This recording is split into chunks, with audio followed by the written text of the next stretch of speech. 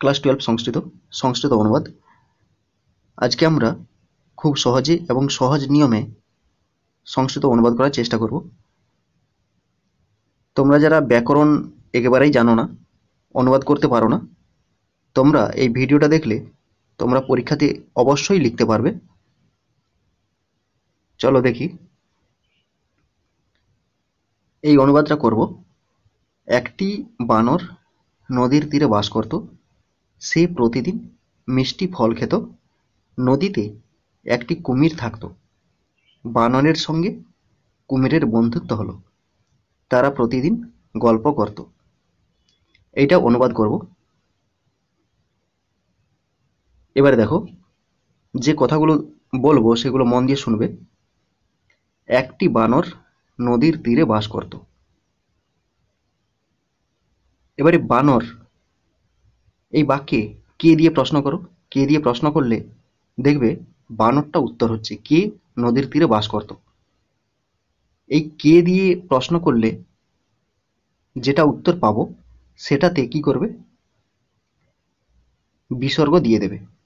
যদি এক বচন বোঝায়, মানে একজন যদি বোঝায়, একটা বানর বলেছে তাই বানরে কি করবে, বিসর্গ দিয়ে দেবে। এবারে একটা বুঝিয়েছে তাই একেও বিসর্গ দেবে। এবারে বলে রাখি, এবারে বানরের যদি আরো বিশেষণ থাকতো, যদি বলতো একটি সুন্দর বানর, তাহলে সুন্দরটাতেও বিসর্গ হতো, একো সুন্দর বানর, এইরকম হতো। সোজা কথা, যদি কে দিয়ে প্রশ্ন হয় এবং একজনকে বোঝায় তাহলে কি করবে, এবং সেটা কি হয়, সেই শব্দের শেষে যদি অকার থাকে, যেমন বানর অ অকার থাকে, তাহলে সেখানে কি করবে, বিসর্গ দিয়ে দেবে। সঠিক হবে, কোনো অসুবিধা নেই। নদীর তীরে, নদী তীরটাকে একটা পদ করব। এখানেও দেখো, যদি কোথায় প্রশ্ন হয়, বানরটি কোথায় বাস করত, যদি কোথায় প্রশ্ন হয়, প্রশ্ন করে দেখে নেবে।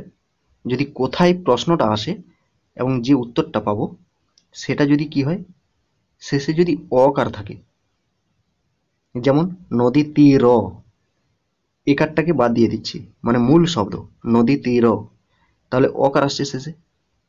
এবারে যদি শেষে অকার আসে তাহলে চোখ বন্ধ করে একার বসিয়ে দেবে শব্দের শেষে, নদী তীরে। বাস করত, বসতি স্ম, বসতি বর্তমানকালে, এটা যেহেতু অতীতকাল বাস করত, তাই স্ম যোগ করে দিলে কি হবে, অতীতকাল হয়ে যাবে। তাহলে এখান থেকে দুটো বিষয় শিখতে পারলাম। একটা হচ্ছে কি, কে দিয়ে প্রশ্ন করতে হবে, এবং যে উত্তরটা পাবো সেটা যদি অকারান্ত হয়, মানে অ হয়, তাহলে সেখানে কি করব, এবং এক বচন হয়, একজনকে বোঝায়, তাহলে সেখানে বিসর্গ দিয়ে দেব। আবার কোথায় যদি প্রশ্ন থাকে তাহলে সেখানেও কি করব, যদি অকার থাকে সেখানেও একার বসিয়ে দেব। যেমন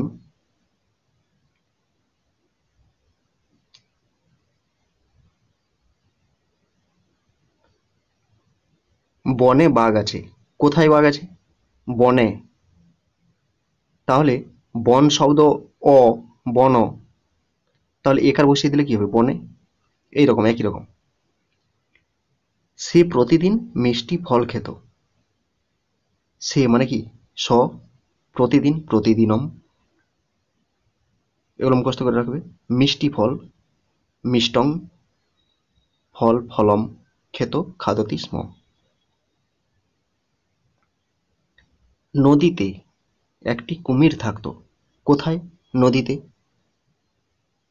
এখানে নদী দীর্ঘইকার, অ, অ কিন্তু নেই, তাই এখানে কি হবে, নদ্যাম, আম যুক্ত হবে, অন্তস্থায়ী আকার মই হসন্ত।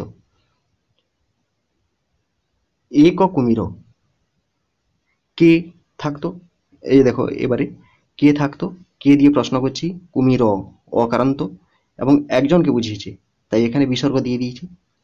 একো কুমিরহ থাকতো তিষ্ঠতি, যেহেতু অতীতকাল স্ম, তাহলে নদ্যাম একো কুমির তিষ্ঠতি স্ম। বানরের সঙ্গে কুমিরের বন্ধুত্ব হলো। বানরের সঙ্গে, এই যে সঙ্গে কথাটা আছে, সঙ্গে সহ থাকলে তৃতীয়া বিভক্তি হয়। বান রেন সহ, কুমিরের, তাহলে কুমির শব্দের সঙ্গে এর যোগ আছে দেখো, তাহলে এর থাকলে কি করবে, দন্তস্বয় জফলা যোগ করে দেবে, কুমিরস্য। বন্ধুত্ব বন্ধুত্তম অভবত হলো। তারা প্রতিদিন গল্প করত। তারা, তারা মানে কি, তারা দুজন। তৌ প্রতিদিন কি হয়, প্রতিদিনম। গল্প গল্পম করত কুরুতঃ স্ম।